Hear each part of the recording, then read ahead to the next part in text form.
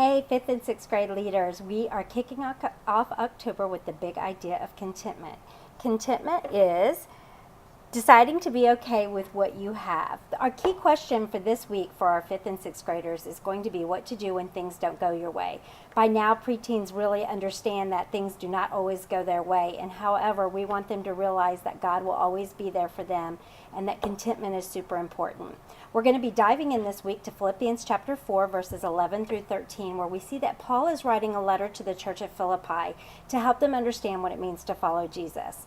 Our bottom line this week is God can help you be okay no matter what. And really what we hope the kids will start to understand, that just because they follow Jesus doesn't mean that everything's going to be okay. However, we can promise them that God is going to work everything for good and that he will help them to be okay no matter what their circumstances are.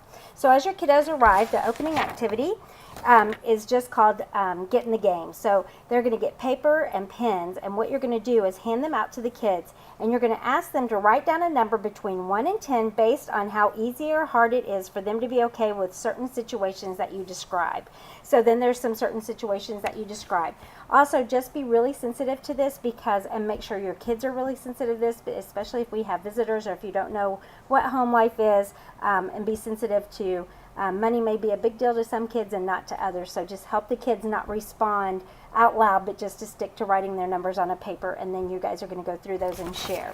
After large group time, they're going to come back, and their first activity is just a Bible story extension review. What you're going to do is you're going to have them sum up the Bible story that we did in large group, remind the students that Paul didn't learn the secret of contentment because his life was easy, and in fact it was really difficult, and he was in jail, and he still found a way to be content and to honor God in everything that he said and did. So after you go through that, you're going to hand out this sheet that looks like this, which is like the memory verse, and each kiddo is going to get a secret code. What you're going to do is you're going to have them read aloud, 2 Corinthians 11, 23 to 28. Here's a pro tip. Do not ask for volunteers to read, or you can ask for volunteers to read, but if nobody volunteers, do not force them to read. We have lots of kiddos that have all different kinds of shyness or disabilities with reading, so if no one volunteers, you just read the verses.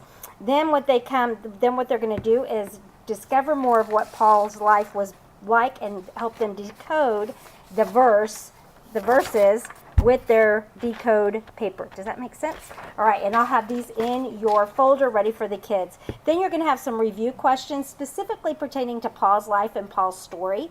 And then we're going to go from that, go right into the discussion questions. And the discussion questions are more applicable to them. And that's super important. I really want them to understand that these stories that they're learning on Sunday can be lived out starting on Monday, as soon as they leave, Monday through Saturday. I want them to know that they can live out these stories. All right, I hope you're having a great week. Don't forget, Huddle Up time is 25 minutes before service starts. I will see you at Huddle Up time.